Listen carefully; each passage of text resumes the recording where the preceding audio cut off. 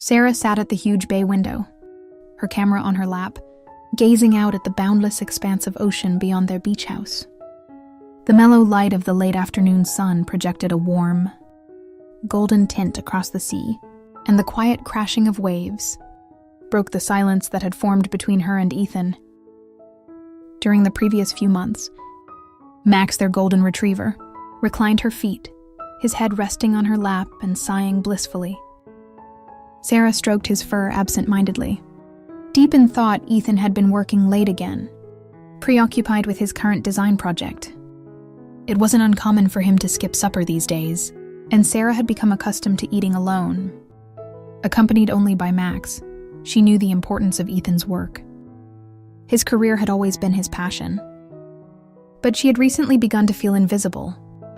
Their once intense relationship seems to have faded into routine talks and fleeting displays of affection, leaving her yearning for the intimacy they once enjoyed. Max had become her regular company throughout these lonely times. She took him for long walks down the beach, taking comfort in the simplicity of his presence.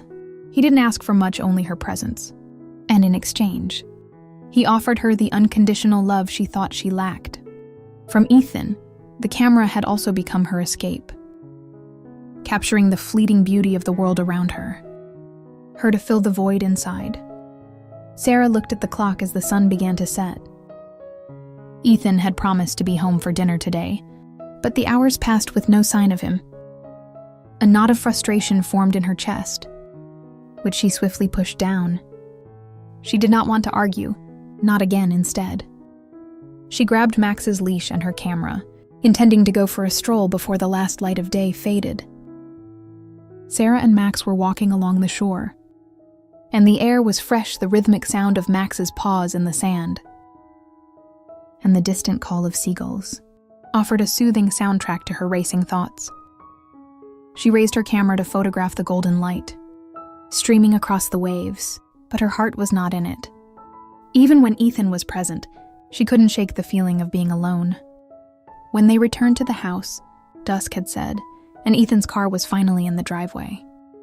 Sarah's heart eased briefly, but anxiety returned when she entered the house and discovered him sitting at the dining table. Staring at his phone, he did not look up when she stepped in.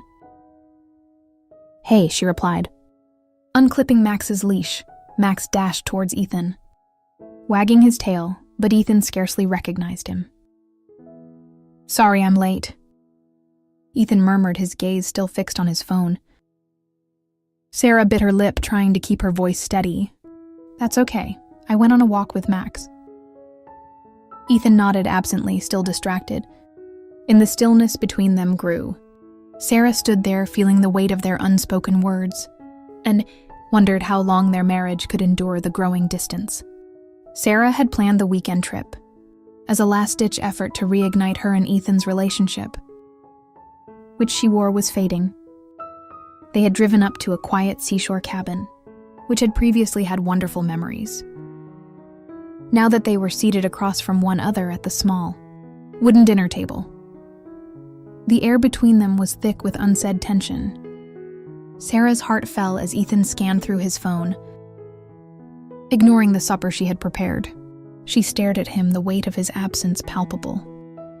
Even though he was physically present. "Housework?" she inquired, attempting to entice him into conversation. Ethan looked up, his eyes fatigued, and gave a shrug. "Busy." Always busy, his tone was bland and contemptuous. Sarah clenched her hands under the table. The answer was always the same. No depth, no connection. She suppressed her frustration and tried again, this time with a lower voice. "I miss you, Ethan. I feel like you aren't here anymore." Ethan's expression darkened at her words. He dropped his phone on the table and exhaled heavily, rubbing his temples. "I'm doing the best I can, Sarah. I am providing for us. Isn't this enough?" "It's not just about providing," Sarah explained, her voice shaking. "I need you with me, not only physically but emotionally. Lately it feels like you're a million miles away, and Max is the only one who has been there for me." Ethan's gaze shifted to the puppy who lay blissfully at Sarah's feet. His jaw tensed, and Sarah saw a glimpse of something unreadable in his gaze. "Max, are you talking about the dog now?"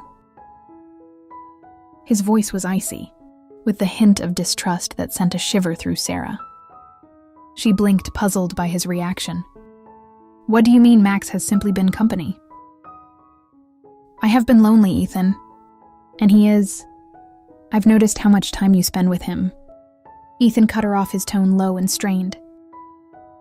"You're always with him, chatting to him and taking him places." "It's as if he replaced me." Sarah felt her stomach drop. "What, Ethan? That is crazy. He's a dog." For God's sake, but Ethan was not listening. He pushed away from the table and stood walking across the room. "It's not only about the dog, Sarah. I realized how remote you have become. You never speak to me like you used to. Maybe I haven't been around much, but you don't even bother to reach out anymore." Sarah stood up, her heart thumping. "I haven't reached out because you're never available. I attempted to chat to you, Ethan, but you are constantly preoccupied with work or your phone. When I need someone to listen, Max is the only person who does, but he's just a dog." Ethan turned to face her. His eyes filled with a mix of rage and something darker hurt. "Maybe the problem is that I'm not enough for you anymore." His words hit her like a punch.